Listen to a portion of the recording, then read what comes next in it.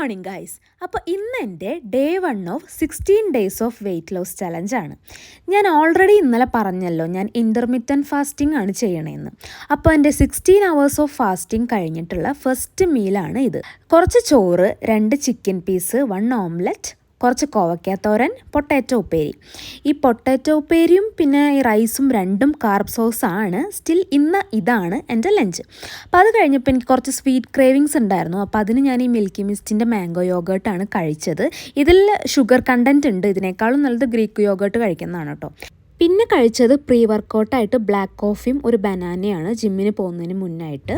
അപ്പോൾ ഇന്ന് shoulder day ആയിരുന്നു എനിക്ക്. പിന്നെ ഒരു 2-3 ആബ്സ് വർക്കൗട്ടും കൂടെ ചെയ്തിട്ട് ഒരു 20 minutes കാർഡിയോയും കൂടെ ചെയ്ത് തിരിച്ചു പോന്നു. ഇന്നത്തെ വർക്കൗട്ടിൽ ഞാൻ നല്ല ഫുള്ളി സാറ്റിസ്ഫൈഡ് ആയിരുന്നു. നന്നായിട്ട് എനിക്ക് ചെയ്യാൻ പറ്റി. പിന്നെ ഇടയ്ക്ക് ഹൈഡ്രേറ്റ് ചെയ്യാൻ മറക്കരുത്. ഈ 2.5 liters അല്ലെങ്കിൽ 3 liters ഓഫ് വാട്ടർ ഡെയിലി കുടിക്കാൻ മറക്കരുത്. ഞാൻ കറക്റ്റായിട്ട് ഫോളോ ചെയ്യുന്നുണ്ടായിരുന്നു. അങ്ങനെ ജിമ്മിൽ നിന്ന് തിരിച്ചു വരുന്ന വഴി കുറച്ച് നല്ല വിലക്കുറവിന് മാങ്ങ വിൽക്കുന്നത് കണ്ട്.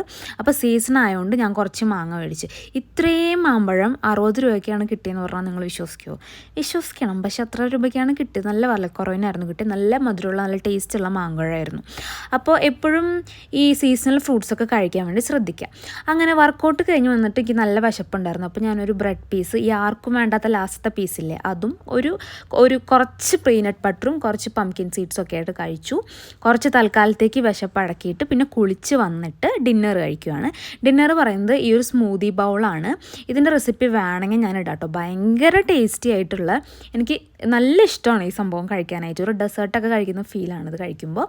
അങ്ങനെ ഇത് ഞാൻ നല്ല ഹാപ്പിലി കഴിച്ചിട്ട് ഒരു 9 o'clock ആയിരുന്നു എൻ്റെ ലാസ്റ്റ് മീൽ കഴിഞ്ഞ് ഞാൻ ഫാസ്റ്റിങ് സ്റ്റാർട്ട് ചെയ്തു. അപ്പോൾ എൻ്റെ പാത്രം കണ്ടില്ലേ, ഇത് കാണുമ്പോൾ തന്നെ നിങ്ങൾക്ക് മനസ്സിലാവുമല്ലോ. പിന്നെ അടുത്ത ദിവസം ഡേ 2 കാണാം. ബൈ.